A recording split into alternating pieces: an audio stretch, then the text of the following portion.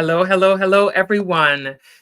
Thank you for joining this live stream. My name is Ivy Prosper, and I'm really looking forward to this important conversation about youth, power, and the role of fear in shaping our lives and our future.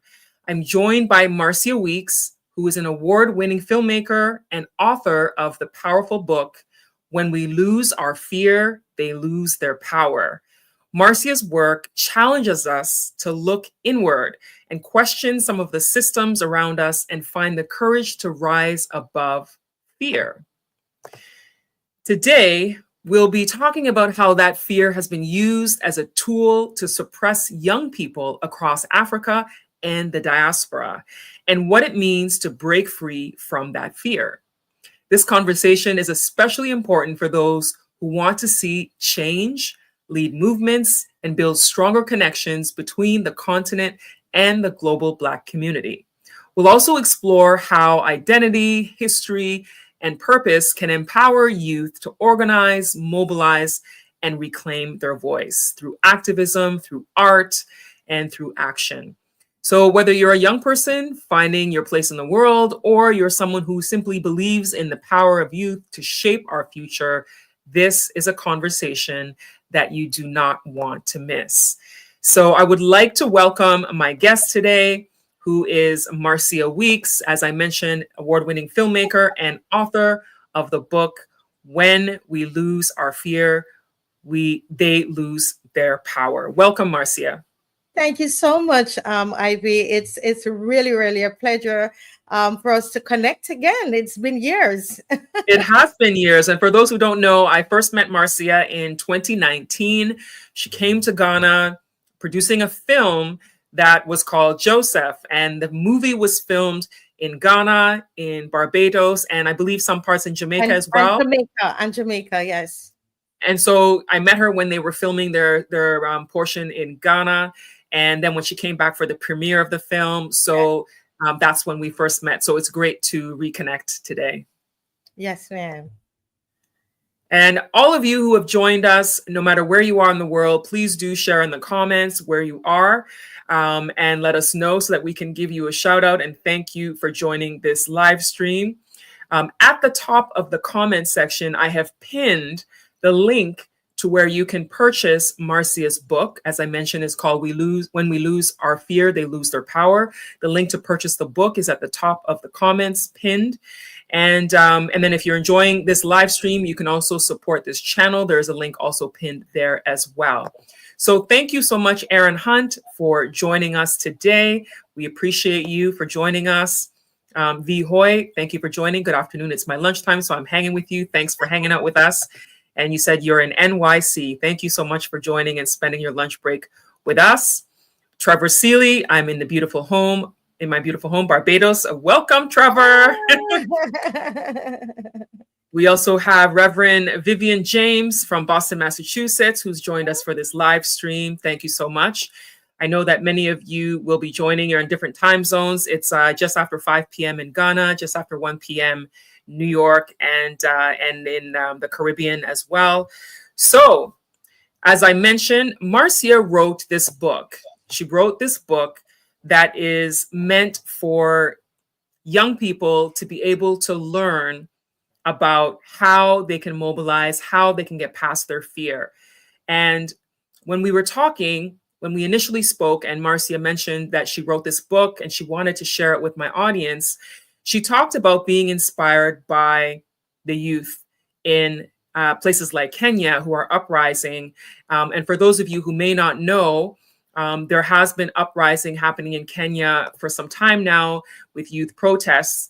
I would love to show you a quick clip for people who may not know from a Kenyan online community that shows a clip from their protests that are happening there. And this is just an example of what some of the young people are doing around the world when they are making the decision to protest against, the powers that be, whether it's their governments, whether it's the system, whether it's organizations that are against them.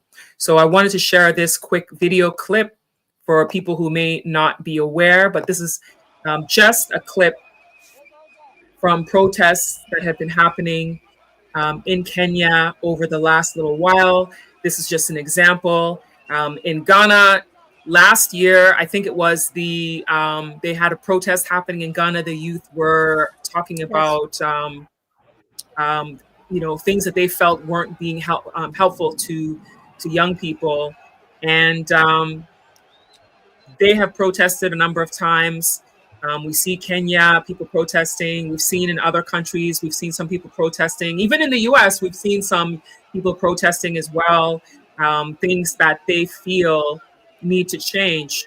So I'm excited to speak with Marcia today about her book. So I want you to just tell me a little bit about what inspired you to write this book. To write this book. Well, again, thank you, Ivy, for this opportunity. When we talk about inspiration, I mean, just look at those young people on the streets of Kenya. The very first time I heard the phrase, when you lose your power, when you lose your fear, they lose your power, was actually from a young person in Kenya, and someone who actually came on my show, and while I was interviewing them, they made the statement, or they made the statement, and I was really caught up in it, and started to trying to figure out what are they really saying here. When we lose our fear, they lose their power. What does this mean to me? And as I watched the Kenyan young people on the streets of Kenya, some of them losing their lives and fighting over a finance bill, I was totally inspired by that. And actually, the night before I went to Kenya, I sat down and I just started writing, and I didn't realize I was writing a book. I wrote for probably about 3-4 hours, Ivy, and I didn't realize what I was writing until the end of writing, probably about 2,000 words or something. Then I really heard in myself, you're writing a book, and this is the name of it, really, because I was writing about fear and how I overcame fear and started to speak truth to power right here in Barbados, and reflecting on how the young people in Kenya would inspire me, a mother, all the way in Barbados, and so that's how the book really got started, and to think that these young people, they weren't fighting about something that on YouTube, or their right to watch what they want to watch and to do what they want to do. They were fighting for their country. They were fighting over the economics of their country. You're talking about a finance bill, right? And so you're talking about taxes. So basically the budget. And the budget is going to be read. The budget is they're discussing it in Parliament, getting ready to discuss it in Parliament. And the young people say, hell no, we're not accepting this. And what I loved about it is that they were going beyond themselves. It wasn't about something that was just bothering them, that was an issue for them. This was now something outside of themselves. And that's really what the message of this book is about. While you overcome, personally, you overcome your fear, but you overcome the fear so you could walk in your purpose. You overcome the fear so that you can basically do something for somebody else, make your life worth something, and to challenge the status quo wherever you're living. Yeah. I'm really impressed that you being in Barbados and seeing that was a source of inspiration for you. So it just goes to show how far the message can go when people are going through their challenges in other parts of the world. Let us quickly acknowledge some of the people who've joined the live stream. We have Gracie Elias from Barbados. Thank you for joining. She says greetings from Barbados. Pauline Holder, happy to join from Barbados. It's lunchtime. Thank you for joining. Lisa Niles Nadum says, looking forward to hearing about Marcia's book. And V. Hoy says, those young people reminded me that standing up means not knowing the outcome, but standing up anyway. This is bravery and courage. Most definitely. I wanted to do a quick, let me read a quick excerpt from the book. I'll put it on the screen so that you all can see the excerpt that I'm reading. Let me just give me a second to do that right now. Okay. Trying to share it, but I'm not sure if it's, yeah, sometimes you get these technical. Yeah. But can I say a few? I'm so caught up with these young people that I just wanted to highlight to your viewers just some of the extraordinary things that they did. You know, one of the things that they did, Ivy, is that they used social media to organize the protests. You know, TikTok, Twitter, especially Twitter, X. Yes. And they were completely decentralized. So there was no single leader. And I thought that was so brilliant because in the past, we've seen that once the powers that be, they know the leader, then all they do is they just get rid of the leader, right? Yeah. And the movement is over. So I love that about it, that it was completely decentralized and that it was their intention to march peacefully, to occupy parliament. I mean, I believe that the movement was infiltrated by you know, as they call them, goons, you know, people who were not about the original intent, which was the protest against the finance bill of 2024 that would raise taxes and cost of living, you know. And despite the police brutality, while I was in Kenya, Ivy, the young people were talking to me about the abductions that were happening. I don't know if you're familiar with that. The government, they are alleging the government was abducting young people who were standing up because the government was raising taxes and cost of living. They were not fighting about, not protesting about a concert that they want to see. Or about, you know, something happen on social media, something that is frivolous. No, they are talking about their standard of living. You believe that? Young people, the raising of taxes and cost of living, despite the police brutality, the abductions and the deaths, they persisted. Even up to last week, even to today, they are still protesting. You know, and one of the quotes from the book, you know, that I have there, it says, the government did not fear our silence, it feared our awakening. You know, and that is the essence of what happened there in Kenya from these young people. Wow. More people in the comments. We have Nia who says, hello, Bayesian in NYC right now from Christchurch in Barbados. Thank you for joining. We have Phi Hoy who says it means that everyone took ownership of the protest. Definitely. Yes. Yeah. So as I was saying before, I wanted to share the screen with a bit of a quote from the book, or a little passage to read from the book. As people are joining, you may have joined just now. If you're joining, I'm speaking with Marcia Weekes, who is the author of the book, When We Lose Our Fear, They Lose Their Power. She's also an award-winning filmmaker. And this book, as she had said, is inspired by the protests that she has seen in Kenya and other places where young people are uprising. So in the foreword of her book, I see that there's the foreword number 2, written by Pigbin Odimwengu. I hope I wrote this correctly, a Pan-Africanist, Kenyan Gen Z activist, who says, fear is the invincible chain that binds us to mediocrity, submission, and despair. It is the silent weapon wielded by oppressors to keep us cowering, to stifle our dreams, and to suffocate our potential. But as Audre Lorde declared, your silence will not protect you. This book, When We Lose Our Fear, They Lose Their Power, is a clarion call to shatter those chains, to rise from the ashes of our timidity, and to seize the freedom that is our birthright. It is a manifesto for the fearless, a battle cry for the oppressed, and a testament to the unbreakable spirit of those who dare to stand tall.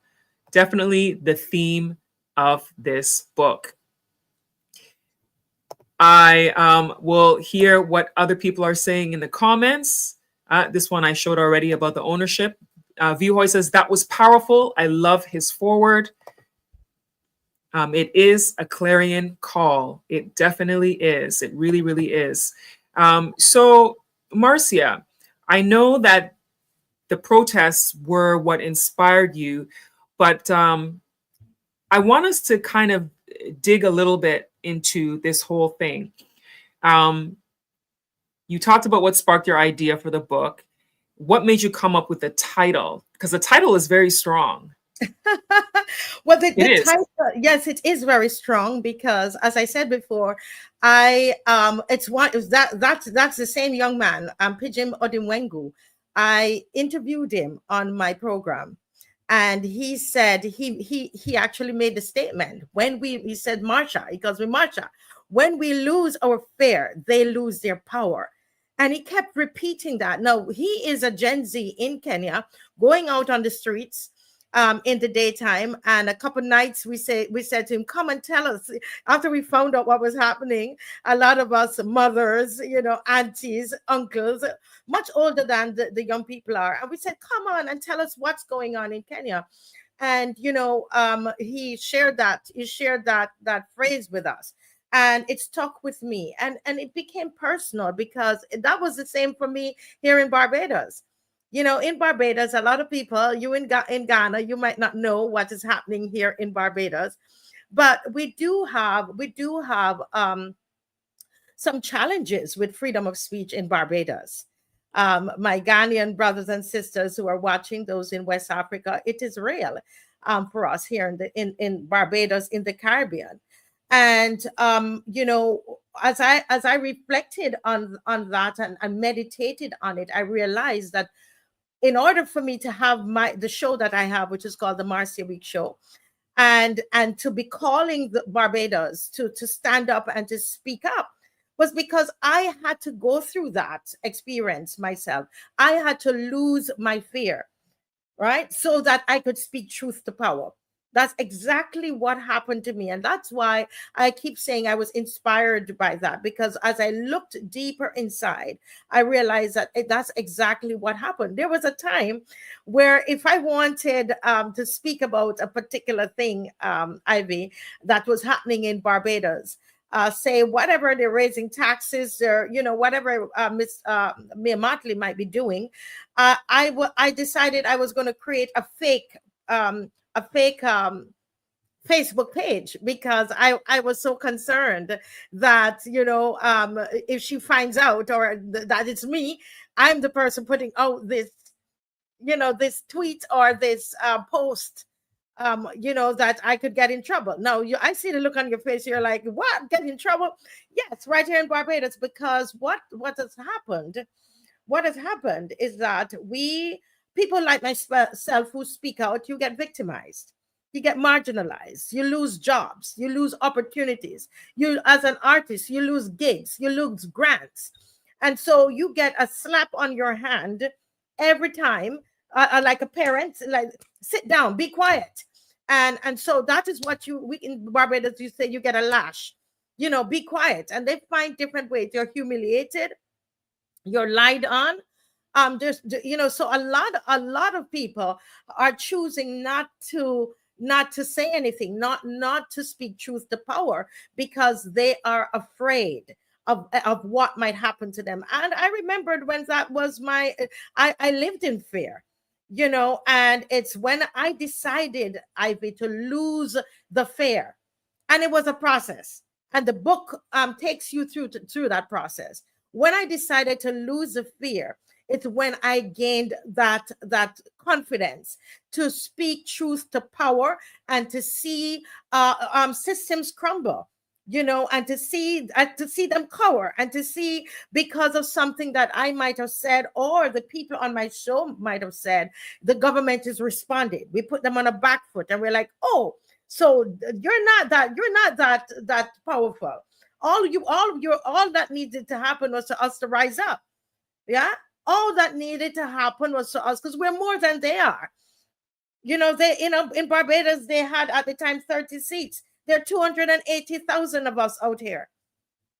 We are more than they are. Look at Africa. Look at Africa. Is over 60% of Africa. It's young people, 18 years, and 18 to 35, right? Over 60% of Africa. Why should they not rise up? It's their country. It's their country. And so for me today, this book is more than a book. It's a movement. It's a movement for those who, you have something to say, but you feel that, you want to cower. The book is speaking to you today and saying to you, when you lose your fear, they lose their power, because those systems, Ivy, they are propped up, right, by people who, because of fear, right? They're established and their foundations are built on fear. So when we lose that fear, that foundation is going to crumble. And that's what started to happen in Barbados, Ivy. And I'm excited about this book, because really anybody who reads it, I'm telling you, I believe that the same thing that happened to me, that boldness that I didn't know where that it was always in me. That's the truth. Because as I said, I saw people lose their jobs, and people would come and whisper to me, Ivy, and they would say, well, Miss Motley is going to get you. If she knows you are doing that, she's going to get you. There are people who would come and they're so afraid for me. I've been threatened. I received a threat that I had to go to the police with that letter, that threatening letter. I get hate mails every week in my mailbox to tell me if I don't stop speaking about the Prime Minister, Mia Motley, the Honorable Mia Motley, that all the different things that they would do. But when we lose our fear, they lose their power. And I'm saying that the foundations of those kingdoms that are set up, and those despotic kingdoms that are set up, those dictatorial reigns that are set up, that one of these days they're going to come crumbling down, because they're more of us than they are of them. I mean, you're really surprising me today, because I did not expect this at all. I didn't expect that there was any kind of challenges for the people of Barbados. I really did not hear anything or know anything about this. So it is very surprising for me. I saw your face. Yeah. I didn't expect this at all. I listen. I mean, I read a lot about Ghana, and I can tell you this, Ms. Prosper, if you just allow me to say this piece here, especially for those in Africa who are watching. It's good that I see you guys have freedom of speech. Even in Kenya, a lot of the things that they can do, with social media, because a lot of their war in Kenya, when I say war, their protest was done through social media, because they're young people. And so they used social media. Would you believe that the Honorable Mia Motley, under her government, decided to institute a cybercrime bill? The cybercrime bill of 2024.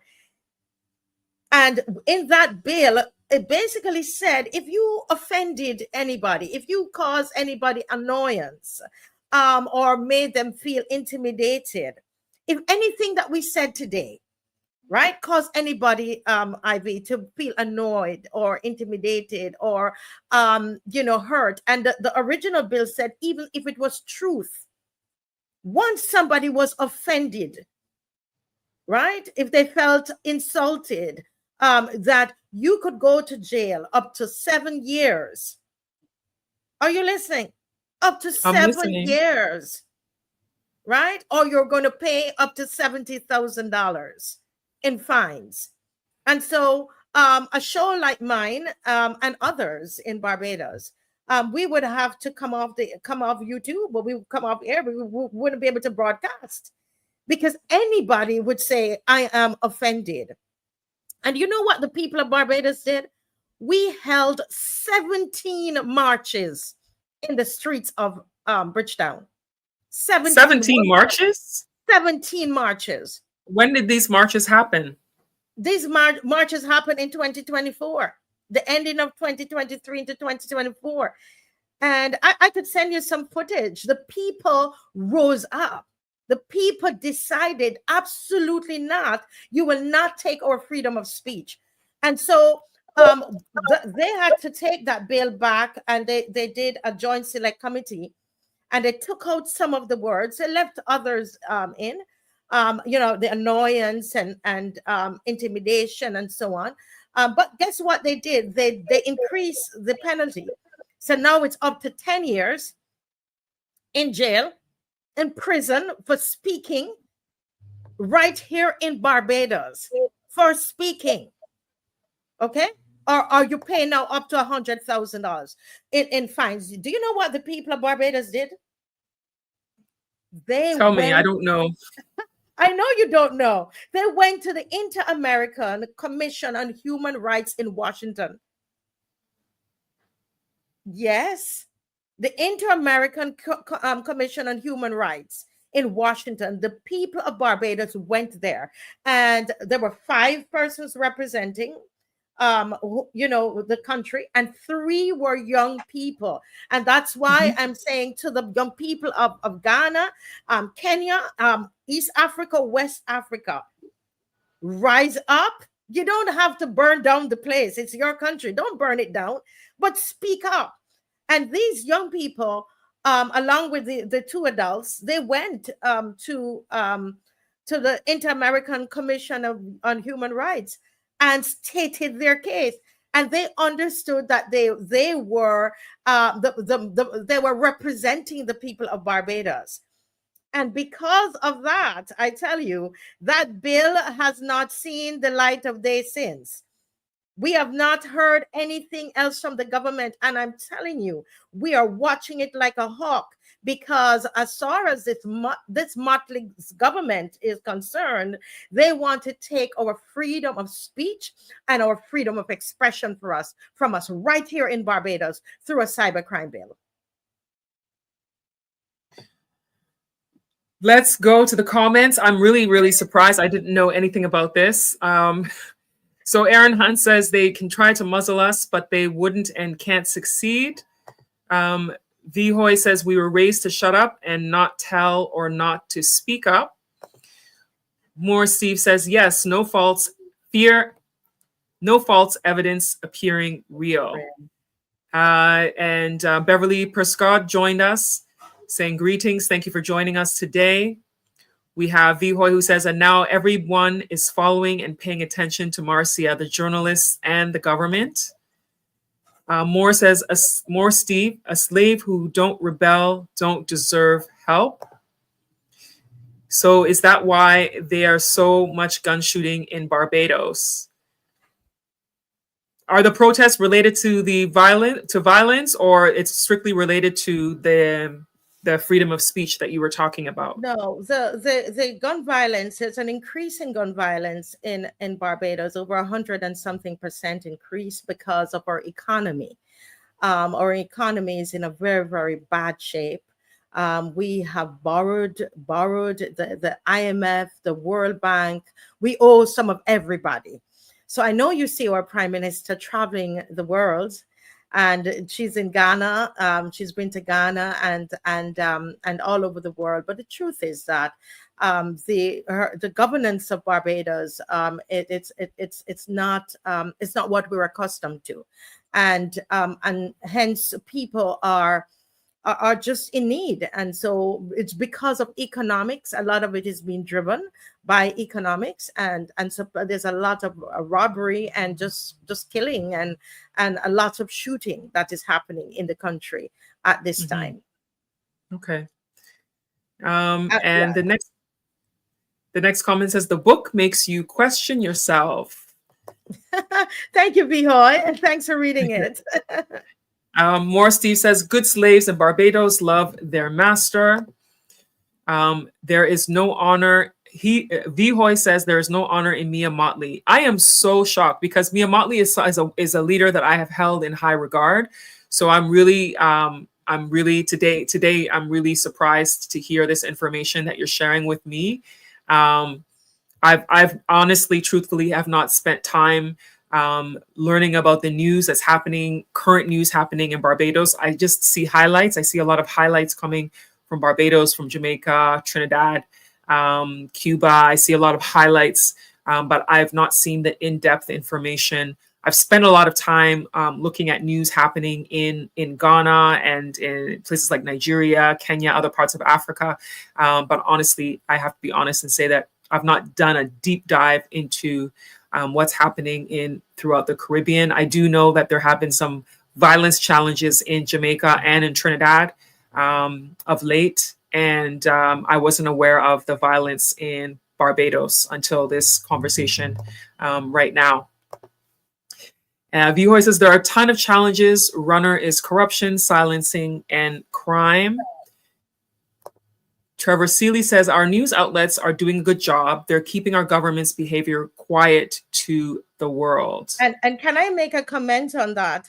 Because even the media, we don't have with the media is in what we say in bed with the government, and they, in a sense, they have to, because of what I said to you earlier about victimization, marginalization. You are ostracized, you're left out. So media in Barbados, basically, they just, they will go to a press conference with the prime minister, and the same way how you are in love with the prime minister, it's the same way they are. And so they see her traveling the world, and I mean, she gives some great speeches. So let us also acknowledge that she gives very, very great speeches all around the world. So when she comes home, when she's in Barbados, because we don't get to see her here a lot, that's the other thing. And so the media is just so I guess enraptured by her. I'm not sure what it is, and there's a fear as well, because advertising dollars very important to any media house, and in their minds, that can be shut down any minute. So the hard questions are not asked of the prime minister and her government, and so he's right. They're doing a good job, and they're keeping the government's behavior quiet to the world, because every time that I speak to people outside of Barbados about this cybercrime bill, they just can't believe what I'm saying to them. I remember talking to PLO Lumumba from Kenya. You know him, a great Pan-Africanist. And he said, he looked at me almost in disbelief. He said, send me that bill, because he could not believe what I was telling him. Mm-hmm. But it was happening to us right here, Ivy. And that's the thing about it, is that a lot of times we feel cut off from Africa. We have to build, like what we're doing, building the lines of communication.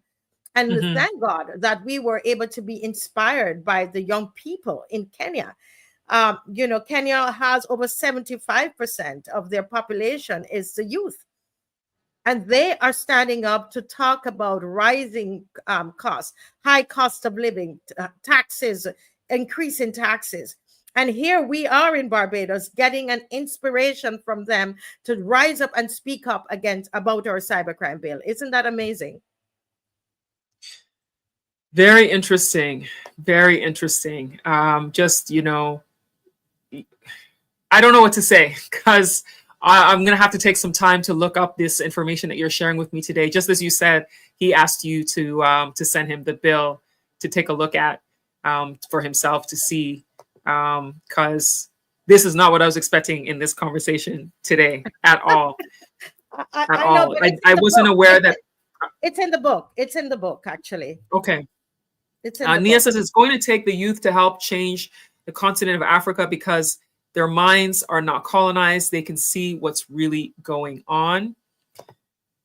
Vuhoy says that cybercrime bill was about government's hurt feelings because the people are aware now of their BS and are speaking up.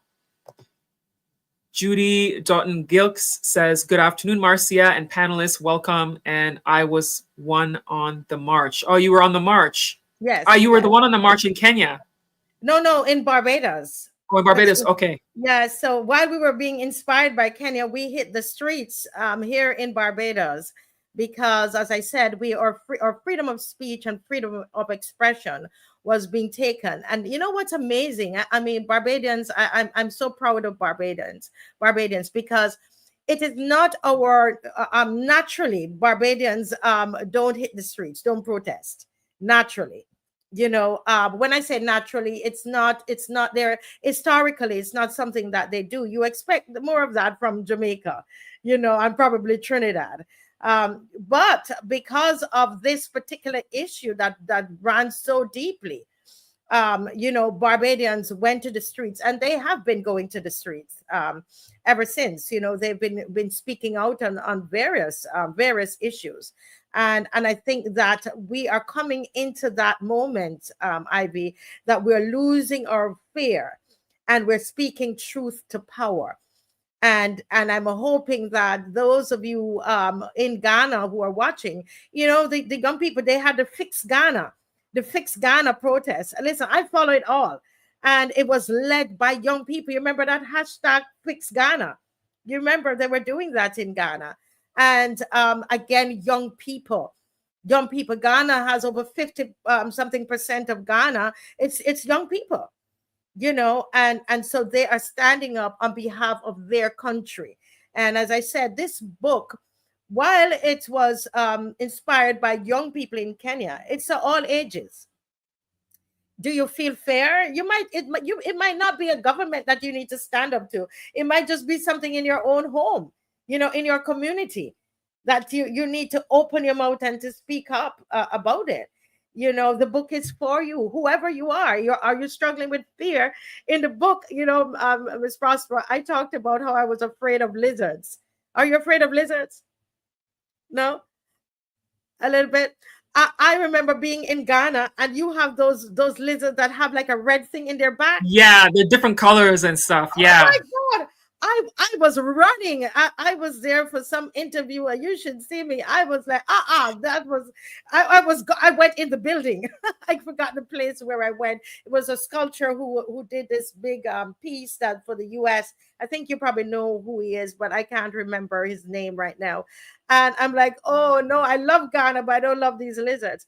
But you know what? Over the years, I have been able, being out in the garden, because the book talks about doing small things to overcome your fear. And so as I'm out in the garden, I might see I see a lizard on a limb there, and instead of running, I stay and I do my gardening. And little by little, I'm able to go by that tree or that plant with the lizard on it. Before, I would either be out of the garden, or I'm at the other side of the entrance or something. But now I can do my gardening with the lizard there, and I've reached a point where I can shoo the lizard. I would never shoo the lizard. So, it's in doing, in doing small things. Small things. So for things that are having to do with your government, it might just be writing a letter. It might be writing an anonymous letter. You can start like me, where I did a whole, created a fake Facebook page to say what I thought about Mia Motley. Because I was worried, and now I'm on 4 times a week, and I am telling it like it is. But it didn't start there, and that's the beauty of the book. It's going to take you on a step-by-step journey, and give ideas and suggestions to you, to those who are watching, on how to overcome this fear and to speak truth to power. So what are there any actionable steps that you would tell a young person in how to overcome the fear? Most definitely, like I said, for me is to start small, right? Start small. It might be a small, just a small action. Get together with others of like-minded people, and get informed. And I think a lot of times when we get an understanding of exactly what is happening, in our society, in our country, we begin to understand our rights, our history, understand the local politics, whether it's in Ghana, West Africa, East Africa, Central Africa. Get informed. If you're a young person and you are watching, get informed and speak up. And in speaking up, I would say, as I said, you can start small. You can do it. If you're afraid to do it by yourself, do it as a group.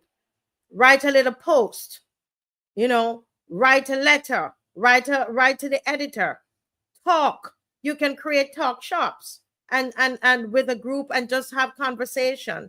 Challenge the narratives that are out there. Yes, organize, find, as I said earlier, find like-minded peers and form alliances. And that's one of the things we've started in Barbados. We have something we now call the loyal opposition, which is made up of people. Nothing that is, it's not registered or anything, but it's just the viewers who watch the show and anybody else in Barbados. We say the loyal opposition is the 280,000 people who live in Barbados. You make up the loyal opposition, but find like-minded peers and form alliances. And at some point, you're going to have to act, right? Is it a protest? Is it a petition? Is it that you're going to volunteer? Are you going to build community programs? But act, right? And stay awake. Don't settle, right? Don't settle for distractions. Don't settle because they said to you, oh, we're going to, like in our case, we're going to take the bill to the Joint Select Committee. We're going to review the bill, the cybercrime, I call it the motley cybercrime bill. We're going to review the motley cybercrime bill. We still went out and marched even then. And we prepared young people and sent them into Parliament as well to speak up in Parliament, so stay awake, watch it. And right now we are ready to pounce. I tell you, because let me tell you something, Ms. Prosper, they will not take our freedom of speech and our freedom of expression in Barbados. There are too many of us and we are ready to act. We're staying awake. We're not going to settle for vibes or distractions. They dangle a little carrot in front of us, and we believe that that's it, because we understand it's when we lose our fear that they're losing their power, and they know that too. But the first thing I want our young people to understand is that we are powerful. We must believe that we are powerful and that we are enough. We are powerful. We are enough. We don't need them to validate us. We don't need to be validated. We look at Ibrahim Traore. I'm sure you guys are watching a lot on him. President at age 34. I'm sure he had obstacles. I'm sure there was a time Ibrahim was afraid. I'm sure he's afraid now because there have been so many attempts at his life. Yes. Correct. And he's taken bold he's taken bold stance against foreign exploitation, and we watch him a lot here in the Caribbean. We see how he expelled the French military and nationalized resources. We're seeing that. And in fact, it was my sons who told me about Ibrahim Traore. So a lot of the young people in the Caribbean, they are watching Ibrahim Traore. They see that he's seen as a symbol of youth leadership with courage. That's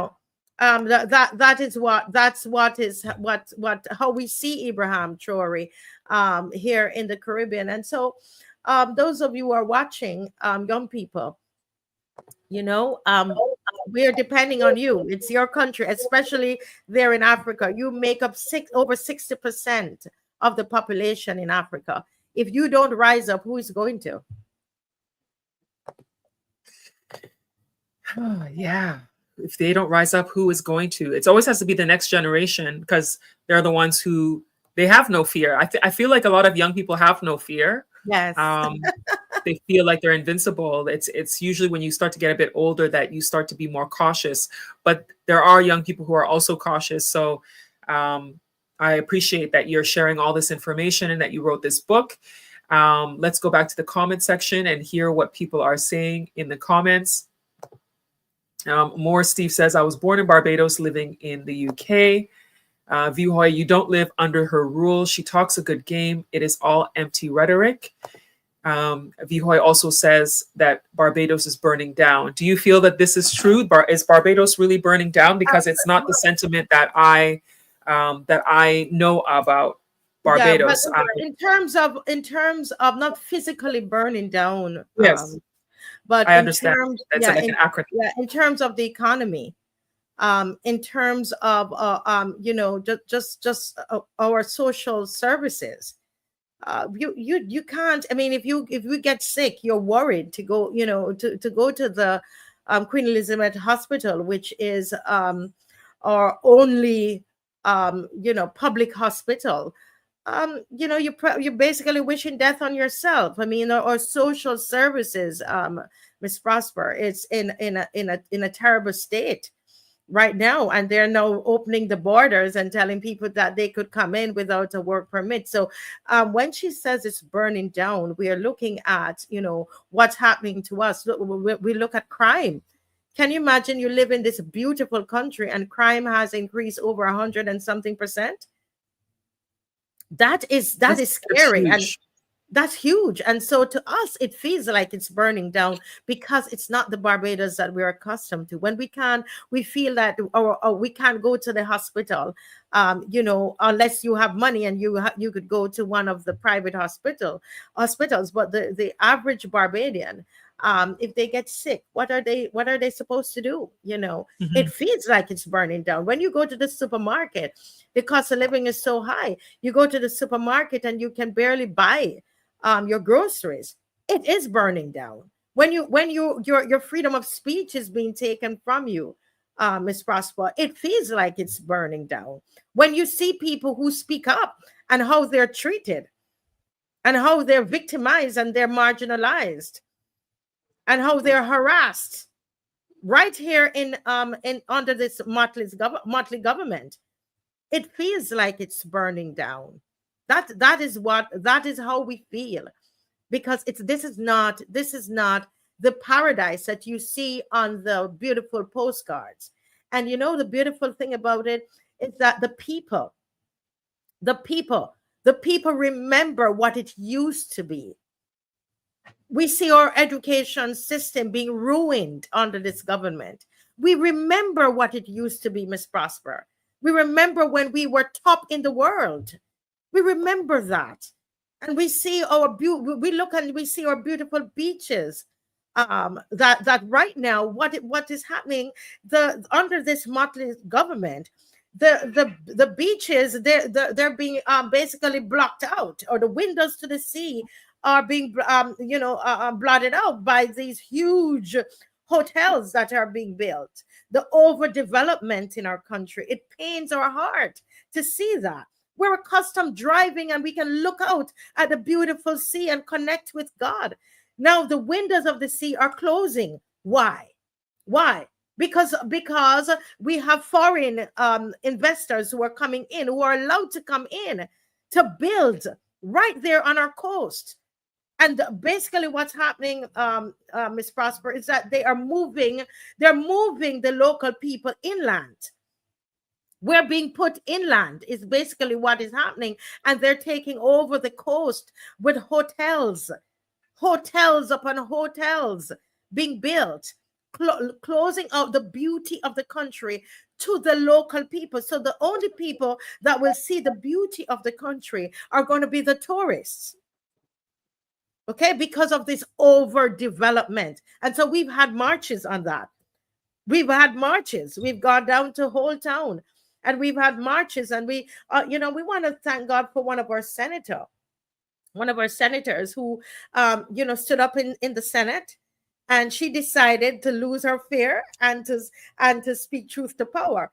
And would you believe, just as I'm telling you what happened, she stood up and said, listen, This overdevelopment is really, really bad for Barbados. And she said, let's not give all of our windows of the sea away to foreign investors. She said, can you save something for us? Okay. And I write about the senator in my book as well.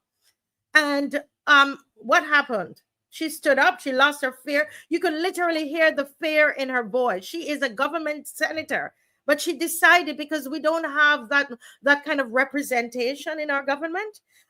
So we have 2 oppositional senators there, but the rest of them, they're all government senators. So all the bills are passed. But she decided, when this bill was being debated in the Senate, that she was going to speak up. And I applaud her, Senator Crystal Haynes. And she got up and she said, no, I'm not in agreement with this. We're going to lose ourselves. In less than a week, she was removed from the Senate. Mayor Motley removed her from the Senate because she spoke up. That's a clear example. I could send you the articles and everything on it. That's a clear example. She was, at the time, she was the youngest person in the Senate. And her voice was silenced because she stood up not for herself, for the people. She was the voice we needed inside that Senate. And she was gone because she's not towing the line. She's not saying what the establishment is saying. She's not going with the status quo. She decided to lose her fear. And she was removed. And so, in slavery, back in slavery, one of the things that they did was, when they want to keep the slaves, quiet, when they were protesting, or they, on the plantation, what did they do? They would make sure that they beat that whoever the leader is, or one of the slaves, in front of everybody else, or kill them right in front of everybody else, so the others will shut up. And I'm sure her being, removed from the Senate, there might be others who say, well, I'm not going to say anything because I don't know what's going to happen. And so that's the reality in the Motley government. This is what it is. And so why a book like this would have to come out of Barbados, because we're living it. We're living it. Every day we are faced with that, what is the word? That conviction. It's a conviction. Every day you get up and you have to make the choice, is the word I'm looking for. The choice to walk in boldness and not fear. Every time that I come on, I have to say a prayer. I pray over my children. We pray over our husband, our dogs, everybody, because we don't know. As I tell you, every week I get a hate mail in my letterbox. Every week. So if you're getting hate mail and people going against you, what keeps you going to continue speaking? Great question. It is understanding one purpose. What is my purpose? It's important to find something outside of yourself to live for and to die for. If what you've decided that you wanted to live for, you can't die for it. You need to find something else. And for me, Ms. Prosper, it is about, it's about justice. It's about righteousness. It's about what's right. It's about our rights, and as long as those rights are being trampled on in Barbados, as long as our freedom of, for example, our freedom of speech and freedom of expression, as long as I see that is being exploited or they're seeking to take that away, there's no way that I will remain silent. I say to people all the time who say, Marcia, why do you keep going? I keep going because I believe that the voice of the people is the voice of God. And so every day I get up, I keep going because I know when I represent the people, I'm representing God. You see, so I found purpose. I found something outside of myself. And my joy is to see the people of Barbados rise up, and to see the young people of Kenya and the young people in Ghana and all over Africa and throughout the region, and stand up for something that is beyond themselves. And I take courage from Marcus Garvey, and he's one of my favorite Pan-Africanists who gave his life, basically his entire life, to trying to make what we're doing happen right here, Ivy. Us being able to connect. And so I take a lot of courage from Marcus Garvey. And I say to people who are watching, what is it that you have found that you could live for, that you want to live for? I get up every morning, this thing you want to live for it, and then ask yourself, would I die for it?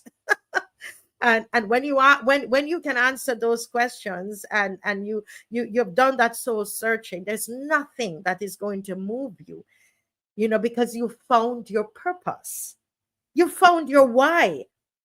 Because a lot of us were doing things, but we don't have the why, Miss Prosper. We don't know why we're doing it.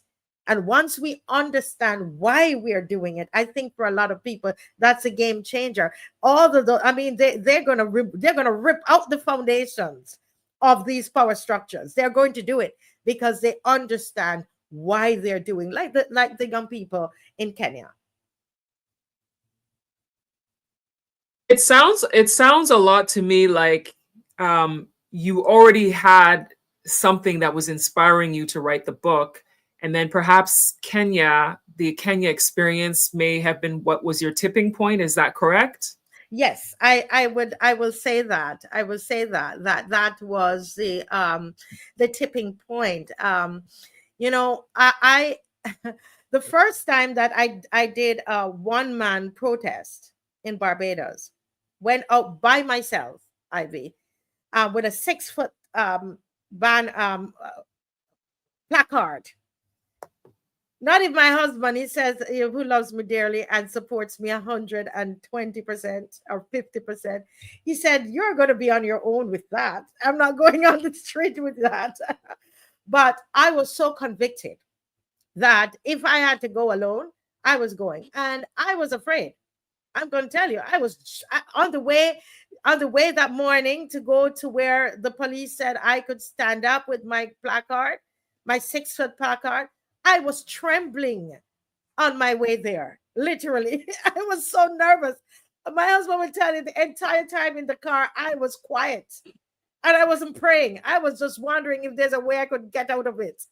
I was so nervous, and knowing Dave is always there for everything. And he's saying, I'm not going to come this time, because of his work and all of these things, and the victimization. And so, and at that time, it was for children. It was because through the World Bank, another one of those entities that we're indebted to, they brought questions. Well, they told our children that they were that they were doing a computer test, and so 11-year-olds, Miss Prosper, were brought into a situation where they were told they were doing a test. And somebody in the comment section from Barbados could correct me, but it was either 180 or 280 questions. Can somebody correct me? It turned out, Miss Prosper, that it was not a computer test that the World Bank brought to the 11-year-old children all across Barbados in our secondary schools. It wasn't that. It was a survey. They were collecting data, and the parents were never informed. Those little children, their rights were thrown out the door. And the World Bank was in our schools in Barbados collecting data on our children and on their parents. You believe that? And not one word was said to the parents, a letter of consent. Okay? And the other thing that moved me and got me very annoyed was the number of questions. Miss Prosper, if somebody asked you to do a survey, You first check to see how many questions, right? Yeah. But to have children sitting there at 11 years old, to sit there for over 2 hours collecting data, that is ridiculous. And so one But child, when did they find out that they were collecting data on the children? well, here it is. One child, an 11-year-old child, went home and told their parents what some of the questions were. They weren't all about that, but some of them were asking them about, how many times do they have sex, how they feel about sex, yes, and what gender they prefer, and so on, at 11 years old. Now, I understand that, yes, they're probably trying to do a lot of this to find the right programs, but it was just wrongly done. And yes, Ms. Prosper, these are some of the questions that were asked of our children: where their parents work, what's their parents' profession. You don't do that to 11-year-olds. And so I decided, and as I told you, I knew that that's abuse, that's child abuse. And when you think of the number of questions and for the length of time that this test or the survey was conducted, I'm telling you, I was so angry about it, because those children sat there, Miss Prosper. They were children. They could not tell them no. I heard that some of the children protested and they said it was too long. They're not accustomed at 11 years old for that long time to sit down to answer questions, especially questions that are so intrusive. And with that, there was some outcry about it.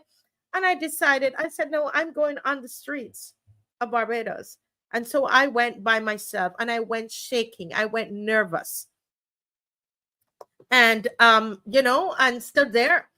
And there were a couple of people who saw me and decided to come and help me with my banner, with my placard, my 6-foot placard, my Rasta guy.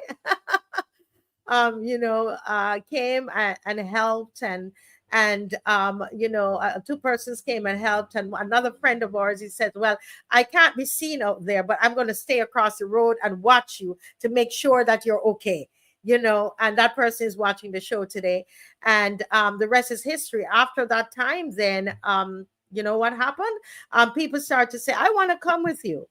I want to be out there with you. And that's why I say, this is all about the people of Barbados standing up. And, I get a lot of courage from the people. There's sometimes they say, Marcia, aren't you going to go again? When we're going on the streets again, and they pay for the marches, the people. It's really about people power, the voice of the people. It's a voice of God. It's a people power. And they make the posters. There are people on here that I know who make the posters. They pay for we collect the funding for the, for the marches. And the marches are so well done and well put together. And there's something we do called a roadside parliament. And where we meet on the roadside. And that's when we had nobody in parliament. Because when I say we, I mean, there was no opposition voices in parliament, because for those who are watching and might not understand what I mean by that, is that under the Motley government, they won all 30 seats. We have 30 seats in government, and they won all 30 seats two times. Okay. And so we decided, you know what, we will become the voice of the opposition, the people of Barbados. And we developed a roadside parliament because there was no opposition voices in parliament. You talk about when we lose our fear, and so we lost our fear, and some of us had the fear, and we came out anyway and discussed the issues right there on the roadside, and invited people to be, to do that. So all of that, it's kudos to the people of Barbados, the bravery of the people of Barbados. Too many to count. I'm sitting here, but just think of thousands behind me. Really. I wrote this book, but really it is a story of all of Barbados. It's not my story. It's a story of all Barbadians and all those other leaders who decided to step up, those who decided to educate. Every 4 nights a week, we have panelists that come on to the show, to my show, the Marcia Weekes show, and they decide to they're there to educate, to motivate, to mobilize the people of Barbados. So it's not just me. There are thousands behind me that are losing their fare, and they understand that when they lose their fare, they lose their power. And I actually speak about these marches in the book and our journey as a people. I do that in this book that you see on the screen as well. For those of you who may be just joining us, because I know that sometimes with the live streams, there's people who join in the middle of the live stream. I am speaking with Marcia Weekes, who is an award-winning filmmaker and the author of the book, When We Lose Our Fear, They Lose Their Power. And she is talking about some of the challenges that the people of Barbados have faced. And then she also spoke about being inspired by the protests in countries like Kenya and Ghana that kind of made a tipping point for her to write this book on how you can lose your fear in order to fight for what you believe in when you feel like you are being oppressed. So on the screen right now, you can see the page from Amazon with the book, When We Lose Our Fear, They Lose Their Power. So this book here, you can get it on Amazon. I had put the link in the comment section. It is pinned at the top of the comment section so that you can order the book. The link is there. I may need to post it again because we've had so many comments going throughout this live stream today that it's possible that maybe you won't be able to. Oh, I see Marcia has put the link there again. Thank you, Marcia, for posting the link again. If you would like to purchase the book, that is the link to purchase the book. You can get it as a digital download, or you can get a hard copy mailed to you. Now, Marcia has been talking a lot about how she has a show where she talks about some of these topics things that they're facing in Barbados. And she's also had topics of discussion about what's happening in Africa and amongst the diaspora on her channel as well.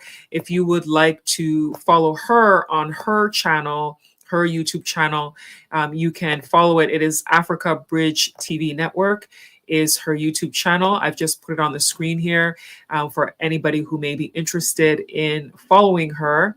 That is her channel on the screen where you can follow along with all the different stories that she talks about, mainly things happening in Barbados, but she also talks on stories that are happening in the African continent. So you see Africa Bridge TV Network, and then her show is called The Marcia Weekes Show, and you can subscribe, become a member of her channel, and learn more about all of the things that she speaks on when she's talking about the topic of not being afraid to speak your mind and speak on issues that you feel are important for yourself and for your people.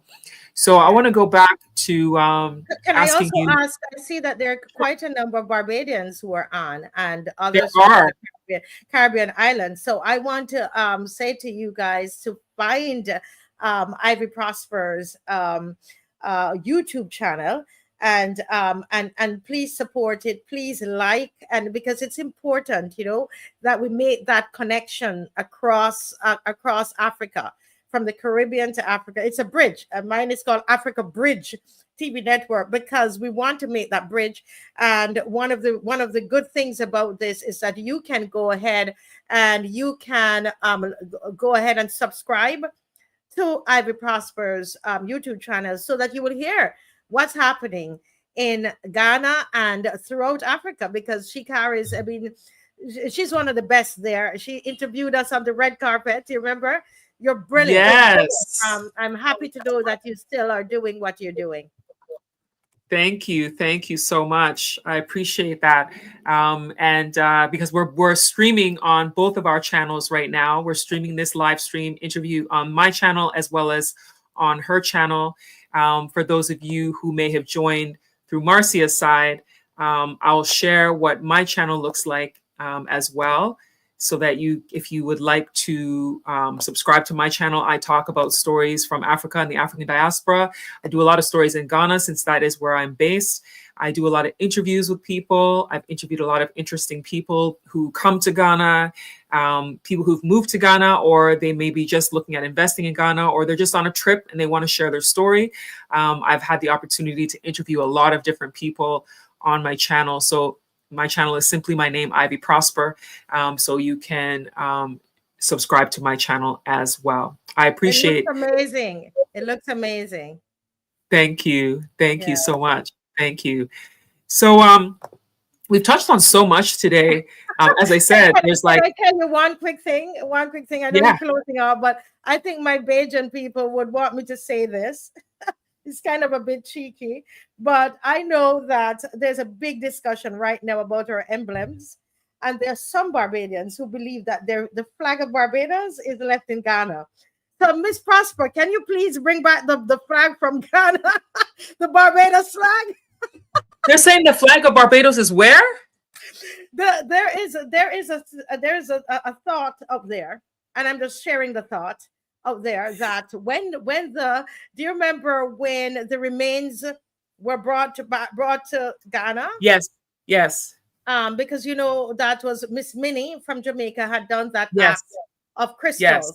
So the Prime Minister of Barbados, did the same thing, and so on. So, but what we saw was the flag was our actual flag was draped around the coffin, and it was lowered in the ground. And so a lot. Yes. Oh boy, she said, oh. I need not say anymore. Let's leave that there. I am just saying that there's a thinking. And on the program, I have to let them know Ghana is a lovely place. And in Ghana, they don't do that. They wrap it with the kente cloth, right? And the coffin is lowered with the kente cloth, but not with a flag. It's not the Ghanaians who did that, because you normally don't do that, right? Yeah, that's true.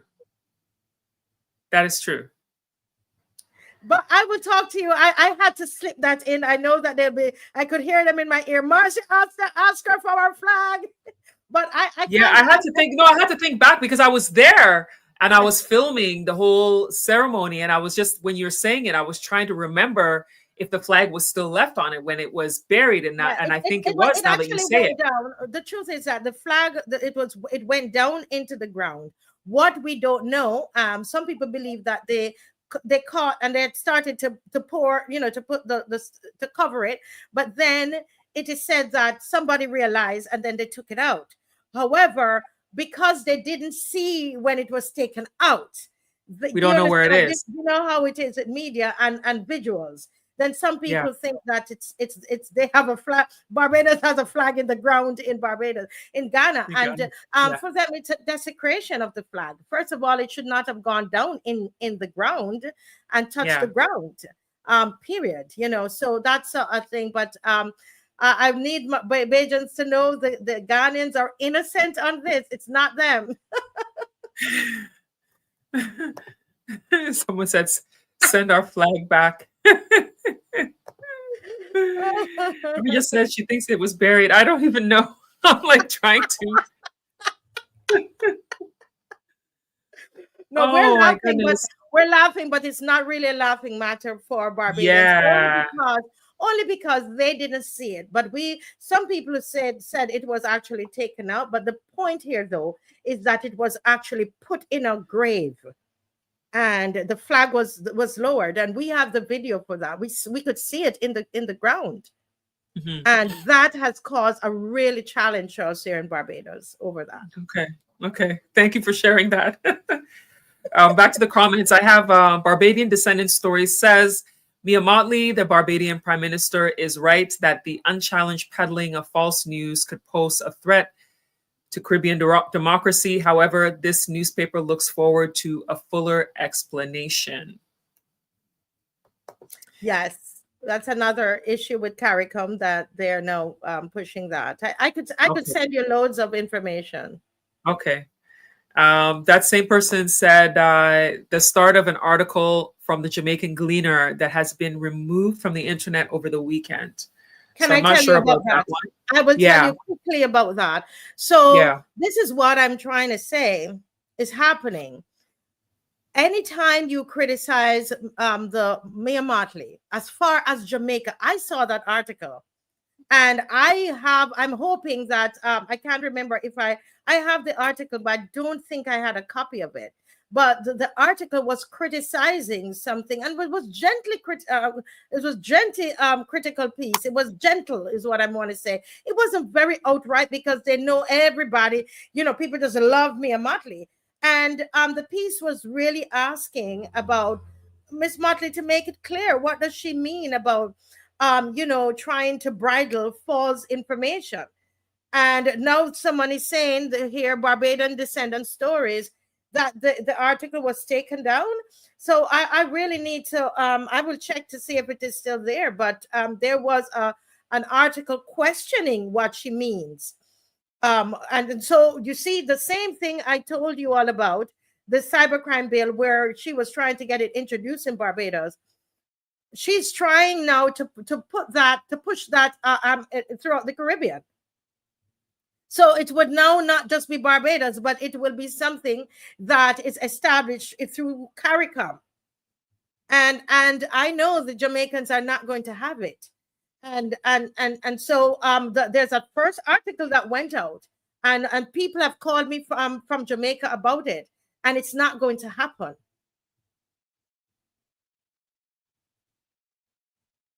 Okay. Oh, this has been like heavy, like all this stuff that I didn't know about, I didn't hear anything about, and that you're sharing here today. So yeah, this has been a really interesting conversation. Aaron Hunt says definitely going to get a copy. I'm sure that's in reference to your book. Yes. And then V Hoy Ivy Prosper will definitely check your channel out. Thank you so much. I appreciate it. Trevor says, I subscribed already. A job well done, Ivy. Thank you. I appreciate it. We have Real Life said, I just joined. That means you just joined the live stream. Since you just joined now, you can always watch the replay because this will be on Marcia's channel as well as on my channel. You can watch it again if you missed most of it. We've been talking about her book, which is a book inspired by the experiences that she has shared about what's happening in Barbados, as well as being inspired by protests in Ghana, as well as in Kenya, of the youth who have been protesting the powers that be about things that they feel they have rights to.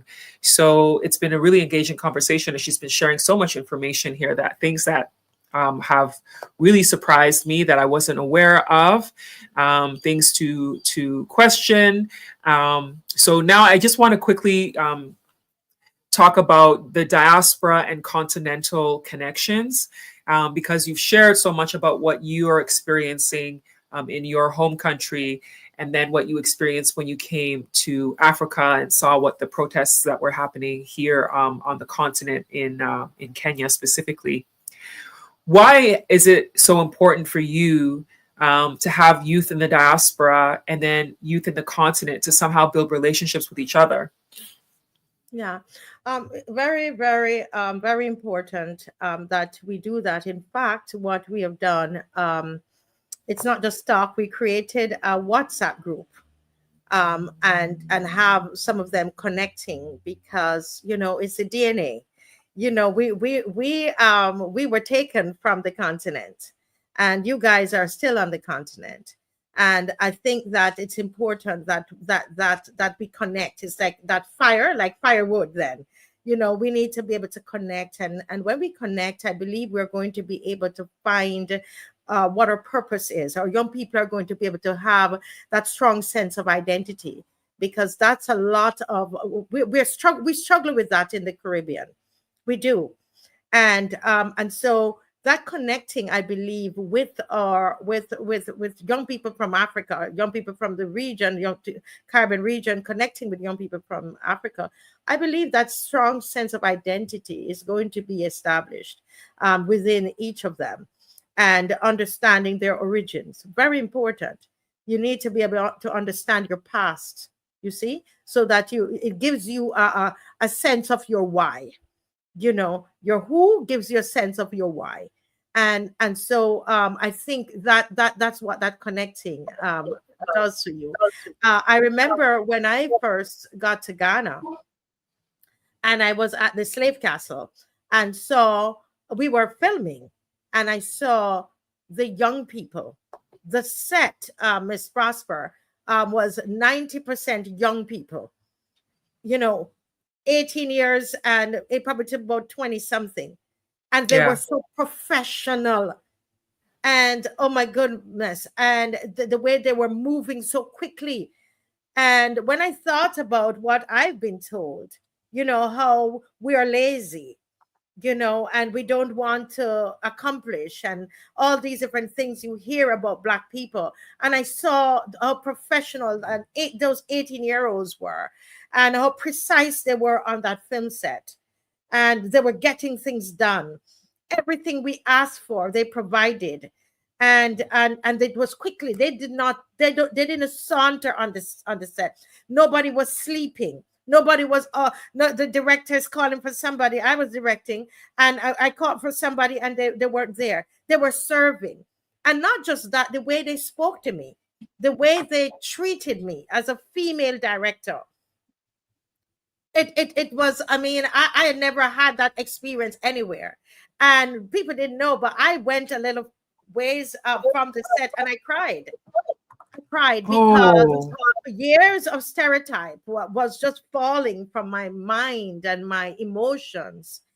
And I could tell you like it was yesterday, I was crying because I saw them, and how great they were, how well dressed they were, how precise they were, how committed these young people were.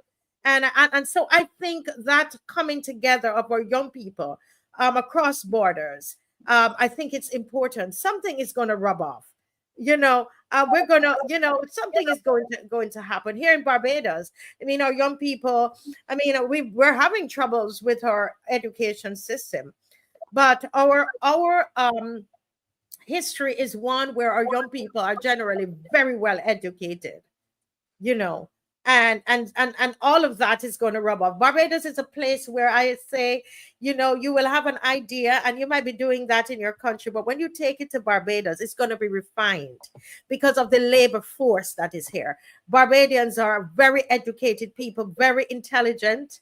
They're very they're very critical, and so they're very analytical, so they're able to break things down and make it good.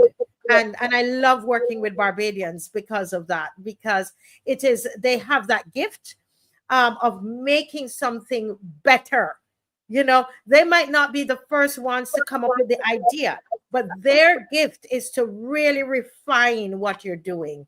And I love that about Barbadians. And so I believe that's something that Africa, young people in Africa might be able to garner that, from our Barbadian youth.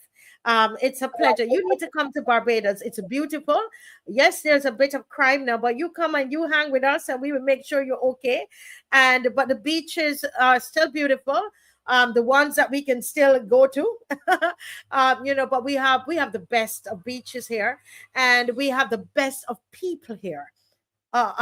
Beautiful people, Ivy, and that is what we're fighting for. We're fighting to preserve that. You see, mhm. that's what matters to us. We get up, we live for that, because we know what it is to breathe in that beautiful air here. And now they want us, the government is seeking to push us inland, away from the sea, away from the beaches, and build up these high-rise hotels, 9 stories and all of that, so that we are pushed inland. And those who are from outside, tourists, which we love tourists, but we say, you can love it and enjoy it, but you can't take it. It's ours. This beautiful piece of rock is ours. It's Barbadian.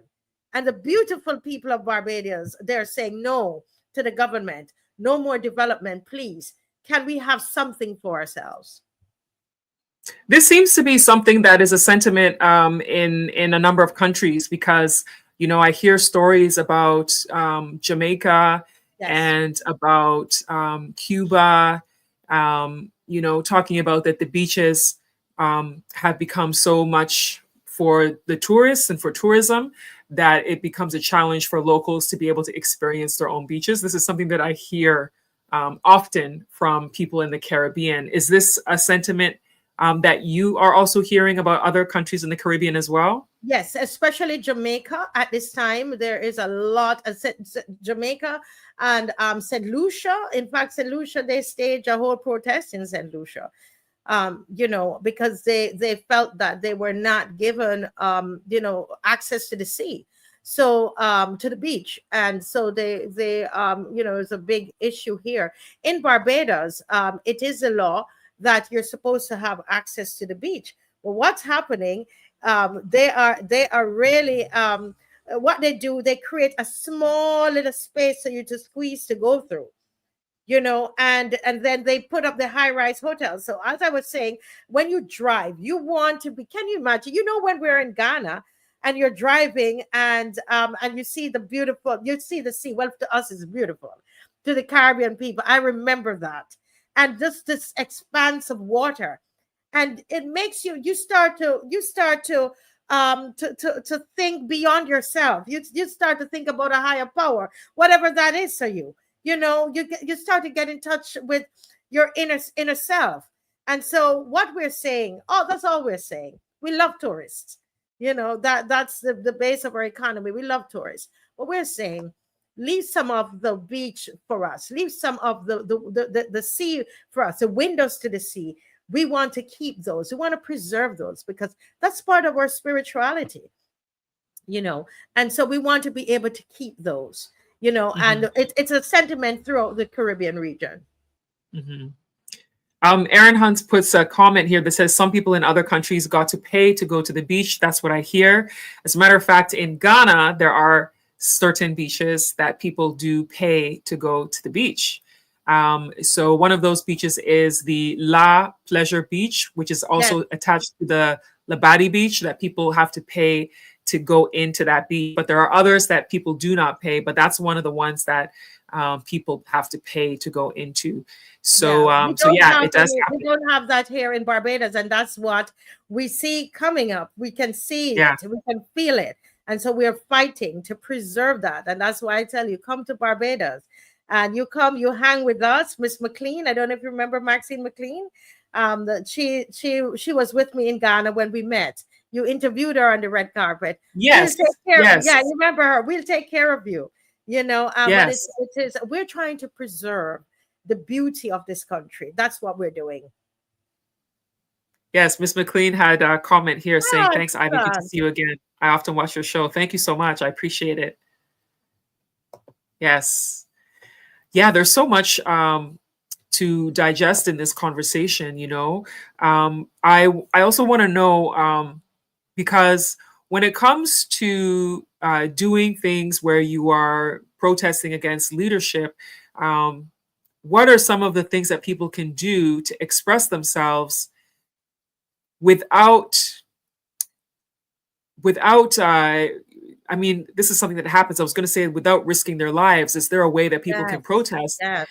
Because that's one of the reasons people are often afraid to say anything, because people fear for their lives. Yeah, there are different ways. I mean, we've gone on the streets to physically march, but you could write a letter to your MP. You could write a letter to the newspaper. You can do petitions, right? If you're with unions and so on, they do like sit outs and all different things. I mean, there are different things that the unions, labor unions can do, but as an individual, you can use your social media page. Look at what those Kenyans did, and that's simple. You don't have to pay. Just write your thoughts, and you can state your thoughts and be respectful. You don't have to, and that's the thing about it. We love our country. We love Barbados. We're not going to be burning down the country. We're not going to be physically burning down Barbados. We love this country too much. We're fighting for it, so we're going to find, different ways to express ourselves. Hold meetings or town hall meetings in your community, and have talk shops. Zoom, use Zoom and have meetings on Zoom. Educate people. It might be a particular issue that we are dealing with, that we're concerned about. Say for example, the finance bill. Educate people on the points of the bill that you have an issue with. So be creative, and find. I've seen people just they put on a T-shirt with what they want to say and just walk in town, walk in the streets with it. Use your whole being and protest what it is that you have a challenge with. But remember, when you lose that fear, they're going to lose their power, and they know it. They know it. I want to say that the foreword of the book, as you could see, was written by 2 young men from Kenya. You saw that. And these 2 young men were part of the protests there in Kenya. And I was honored to have them write the foreword. And the forewords are powerful. Young people, again, young. Marva M. Hunt says, congratulations to you, Ms. Prosper, and our own Marcia Weekes. Great interview. Appreciate you and appreciate the feedback. There's been a lot of stuff talked about in this conversation. So it's been a really, it's like one that's it's eye-opening. It's, it can be considered controversial. It can be considered inspiring for people. So, depending on how you look at it, there's different ways that this conversation can help somebody start their journey of wanting to speak out, start their journey of pulling back the fear and being able to speak on whatever it is that they feel they need to in order to move themselves forward or move their people forward or make the change that they want to make change in their own countries. So this has been a really good conversation. We've been talking for, I think, an hour and a half now. Oh, really? Yeah, we've been talking for an hour and a half now. So I just want to remind people that you can get the book that we've been talking about that inspired this conversation on Amazon. When we lose our fear, they lose their power is the name of the book, written by Marcia Weekes, award-winning filmmaker, as well as, I will call her an activist, as well as the author of the book. And she's an award-winning filmmaker. She has proven through, when I first met her with the film that she produced called Joseph, and that film was one that was a story of a young man, a young Jamaican, who ends up going to Ghana to discover his roots, his heritage. And so it is something that it shows me that she has a genuine desire when it comes to connecting the diaspora with Africa, with the continent of Africa, because to tell that kind of story, you had to have that kind of interest. And I don't know if some of you who are on here have seen the film. I think it's available. Yes. On streaming somewhere, I believe. Yes. Is that correct? Yes, on the same Amazon, you can get it. Oh, it's on Amazon Prime. Yeah, Amazon Prime, yes. Oh, okay. I didn't know that, because I knew there was an independent streaming that you used at a point where you paid, I think it was like $3.99 or something, and you can watch it. So I didn't know it was now on Amazon Prime. That's good to know. Yes. That's good to know. And for those who didn't see it, I'm just gonna show a quick clip of the trailer for those who don't know about this film. You've done all you could. Deal with it. Joseph. Promise me you will go. A lot of the things I read about Africa freaks me out. And I keep telling you, you're reading the wrong books. There's some things that are just non-negotiable. And that's the use of bush medicine in my hospital. Never gonna happen. That's what Granddad made his living from in a compound. And we know he was a master at this. You bringing the bush in the hospital? Guys, enough. No, we are a family of professional doctors. Let's all learn. Everyone walks through these doors. They're expecting a miracle. Preserving the family legacy is also your responsibility. You are descendant of Nani. many mighty warriors. Granddad was saying that it was. Granddad, every time you open your mouth, his name come out of it. You know what I had to endure under that man's hands? So because of that, you're going to stop me from living the life that I want to live? Hell no! I'm done with pleasing you and everybody else. Take you! What are you looking at? Okay. You should stay away from me. I'm Poison Joseph. Is that ganja smoking Rasta girl, right? Look, Mom, even if it is, it's still my decision. How do you know my name? Where do you see my son? You're like a candle that cannot be hidden under a bushel. Where are you going? To look for my son. I'm eating you. No, that's how. I'm on a journey to reconnect with my ancestry. Many more will find their way home. May the souls of my two heroes rest in peace.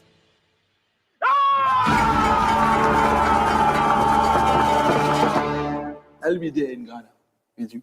Yeah? That's not how we talk. That's how you talk. Wow. Thank you for doing that. The memories of that.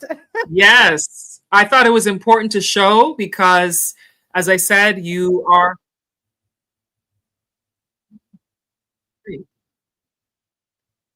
Okay, the video kept playing and started playing a commercial. Sorry for that sound. So yeah, I had to play it because I wanted to make sure that those who haven't seen it got to see a clip of it so that it can encourage them to go and watch it. So now that I know it's on Amazon Prime, you can go to Amazon Prime and watch that movie and support Marcia by watching the film, and also support Marcia by purchasing her book, which is available on Amazon. It is called, as I said, I've repeated it a few times, but you know, people are joining the live stream, and sometimes you don't know what's going on when you join, just like how we've seen people say they just joined throughout the live stream. So the book that Marcia wrote is called When We Lose Our Fear, They Lose Their Power, and you can get that on Amazon. When this stream is over, I will have the actual link in the video description that you can tap that link to buy. And it's also been put into the comment section. I posted it at the top of the comments. It's pinned at the very top of the comment section. And Marcia has also posted it within the comments as well. So you can check there for the link. Here is the book for those of you who don't know it. I wanted to show it on the screen again. This is the book, When We Lose Our Fear, They Lose Their Power, available on Amazon.